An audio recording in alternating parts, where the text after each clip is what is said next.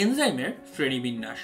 আমরা এনজাইমের আগের একটা শ্রেণীবিন্যাস আগের ভিডিওগুলোতে দেখেছি, সেটা ছিল সাধারণ শ্রেণীবিন্যাস। এবার যে শ্রেণীবিন্যাসটা করব সেটা হচ্ছে এনজাইম কি ধরনের বিক্রিয়া ঘটাচ্ছে সাবস্ট্রেটের উপরে, সেটার উপর ভিত্তি করে। এনজাইমের শ্রেণীবিন্যাস অনুসারে আমরা তাকে 6টা ভাগে ভাগ করতে পারি। এই 6টা ভাগ এখানে লেখা আছে, আমরা এখন প্রত্যেকটাকে নিয়ে আলোচনা করব। শুরুতেই আসা যাক হাইড্রোলেজ। তোমরা বুঝতে পারছো নাম শুনে, হাইড্রোলেজ হচ্ছে সে আর্দ্র বিশ্লেষণ করায়। এই জাতীয় এনজাইম আর্দ্র বিশ্লেষণ ঘটাবে। হাইড্রোলেজ নামটা থেকেই বোঝা যাচ্ছে সে হাইড্রোলাইসিস বা আর্দ্র বিশ্লেষণ ঘটাতে পারে এমন এনজাইম। এই জাতীয় এনজাইমের নামও তোমরা অনেক শুনে এসেছো। ধরো তোমরা খাবারের হজম করার জন্য যে এনজাইমগুলোর ভূমিকা আছে বলে জানো, তার অধিকাংশই কিন্তু হাইড্রোলেজ এনজাইম। যেমন তোমরা জানো হয়তো লাইপেজ, এই এনজাইমটা হচ্ছে লিপিডকে হাইড্রোলাইসিস করতে সহায়তা করে। তারপরে আছে অ্যামাইলেজ এনজাইম, যেটা প্রোটিনকে হজম করতে সহায়তা করে। তো এই প্রত্যেকটা এনজাইমই হচ্ছে আর্দ্র বিশ্লেষণকারী এনজাইম বা হাইড্রোলেজ এনজাইম। এনজাইমের সেকেন্ড যে 2 নম্বর ক্লাসিফিকেশন আমরা দেখতে যাবো, আমরা হাইড্রোলেজকে 1 নম্বর হিসেবে দেখেছি, এখন 2 নম্বরে দেখবো অক্সিডো রিডাকটেজ। নাম শুনি তুমি বুঝতে পারছো সে রেডক্স রিয়াকশন করায়, বা যাকে বাংলায় আমরা বলে থাকি জারণ বিজারণ বিক্রিয়া। অক্সিডো রিডাকটেজ এনজাইমগুলো জারণ বিজারণ বিক্রিয়া ঘটাতে খুবই সহায়ক। যেমন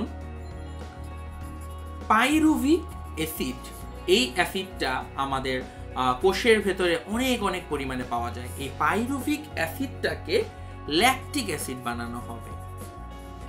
ল্যাকটিক অ্যাসিড বানানো হবে। এই পাইরুভিক অ্যাসিড থেকে যদি ল্যাকটিক অ্যাসিড বানানোর দরকার হয়, তখন তার সাথে 2টা এক্সট্রা হাইড্রোজেন যোগ করতে হয়। আমরা জানি হাইড্রোজেন যোগ করাটা এক ধরনের বিজারণ প্রক্রিয়া। তো এই বিজারণ প্রক্রিয়া ঘটানোর জন্য যে এনজাইমটা লাগবে সেটাকে অবশ্যই আমরা বলবো অক্সিডো রিডাকটেজ এনজাইম। যেমন এই ক্ষেত্রে যে এনজাইমটা লাগে তার নাম হচ্ছে ল্যাকটেট ডিহাইড্রোজিনেজ, ল্যাকটেট ডিহাইড্রোজিনেজ। কারণ সে ল্যাকটিক অ্যাসিড এবং পাইরুভিক অ্যাসিডের মধ্যবর্তী এখানে হাইড্রোজেন যোগ করে অথবা হাইড্রোজেন বের করে আনে। একটা কথা মনে রাখবো, অধিকাংশ ক্ষেত্রে এই বিক্রিয়াগুলো আসলে উভমুখী বিক্রিয়া হয়। তাই এদের নাম হাইড্রোজিনেজ হবে নাকি ডিহাইড্রোজিনেজ হবে, এটা নিয়ে তুমি একটু কনফিউশনে পড়ে যেতে পারো। তোমার মনে হবে হাইড্রোজেন তো যোগ করছে, তাহলে ডিহাইড্রোজিনেজ কেন? আসলে উল্টা দিকে গেলে আবার ডিহাইড্রোজিনেশন বিক্রিয়াটা ঘটে। তো নামটা হাইড্রোজিনেজ হবে না ডিহাইড্রোজিনেজ হবে, পুরোটাই ডিপেন্ড করে সর্বপ্রথম যিনি এটা আবিষ্কার করেছেন সে তাকে কি নামে ডেকেছেন। তো মনে রাখো, অক্সিডেশন রিডাকশন বিক্রিয়া যে ঘটায় তাকে আমরা ডাকবো অক্সিডো রিডাকটেজ। এরপরে আসা যাক 3 নম্বরটা, যার নাম হচ্ছে ট্রান্সফারেজ। তাহলে আমরা এখন একটু ট্রান্সফারেজ বিক্রিয়াটা নিয়ে আলোচনা করব। তোমরা বুঝতে পারছো ট্রান্সফারেজ এনজাইমের কাজ হবে জিনিসপত্র এক জায়গা থেকে আরেক জায়গাতে ট্রান্সফার করে দেওয়া। ধরো এ একটা বিক্রিয়ক আছে আর বি আরেকটা বিক্রিয়ক আছে।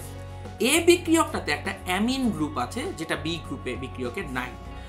ট্রান্সফারেজ এনজাইম বিক্রিয়ার পর এই এ গ্রুপ থেকে অ্যামিন গ্রুপটাকে বি বিক্রিয়কে পৌঁছে দিবে। তাহলে দেখো এখানে কি ঘটলো, অ্যামিন গ্রুপটা ট্রান্সফার হয়ে বিতে চলে গেল। তাহলে তোমার নাম বুঝতে পারছো, এর নাম কি হবে? এর নাম হবে অ্যামিনো ট্রান্সফারেজ। এই জাতীয় এনজাইমের নাম হয় অ্যামিনো ট্রান্সফারেজ, কারণ সে অ্যামিন গ্রুপকে ট্রান্সফার করতে সহায়তা করে। এরকম এনজাইমের উদাহরণে আমরা 4র্থ ধাপে চলে যাই, আইসোমারেজ। তোমরা জানো আইসোমার মানে হচ্ছে সমাণু, অর্থাৎ সমাণু তৈরি করতে পারে যে সকল এনজাইম তাকে বলা হয়ে থাকে আইসোমারেজ এনজাইম। যেমন আমরা জানি গ্লুকোজ, তার একটা সমাণু হচ্ছে ফ্রুক্টোজ। তাহলে গ্লুকোজ থেকে ফ্রুক্টোজ বানানোর জন্য যে এনজাইমটা লাগবে তাদেরকে বলা হবে আইসোমারেজ। এখানে অবশ্যই মনে রাখবে গ্লুকোজ এবং ফ্রুক্টোজ এরা একজন আরেকজনের আইসোমার বা সমাণু। তোমরা যদি না জানো আইসোমার বা সমাণু কি, তোমাকে অনুরোধ করব আমাদের জৈব রসায়নের যে প্লেলিস্টটি আছে সেটা দেখে ফেলার জন্য। তো আইসোমারেজ হচ্ছে সমাণুতা তৈরি করে। নাম্বার 5 হচ্ছে লাইগেজ এবং নাম্বার 6 হচ্ছে লাইএজ।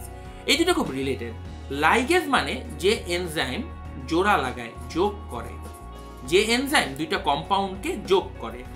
এটা বোঝানো আসলে খুবই সহজ। ধরো এ একটা বিক্রিয়ক আছে, বি একটা বিক্রিয়ক আছে, লাইগেজ এনজাইম এদেরকে জোড়া লাগিয়ে এ বি এই কম্পাউন্ডটা তৈরি করে দিবে।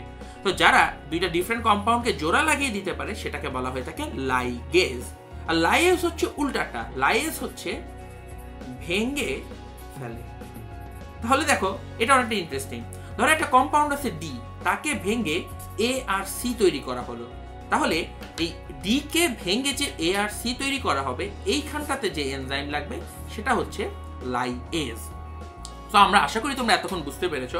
হাইড্রোলেজ হচ্ছে আদ্র বিশ্লেষণ ঘটায়, অক্সিডেজ রিডাকটেজ জারণ বিজারণ ঘটায়, ট্রান্সফারেজ এখান থেকে একটা গ্রুপকে অন্য একটা কম্পাউন্ডে ট্রান্সফার করে দেয়, আইসোমারেজ গ্লুকোজ থেকে তার সমাণু ফ্রুক্টোজ তৈরি করে, লাইগেজ হচ্ছে এ আর বি কে জোড়া লাগিয়ে এ বি তৈরি করে, আর লাইগেজ ডি কে ভেঙে আবার এ আর সি তৈরি করে।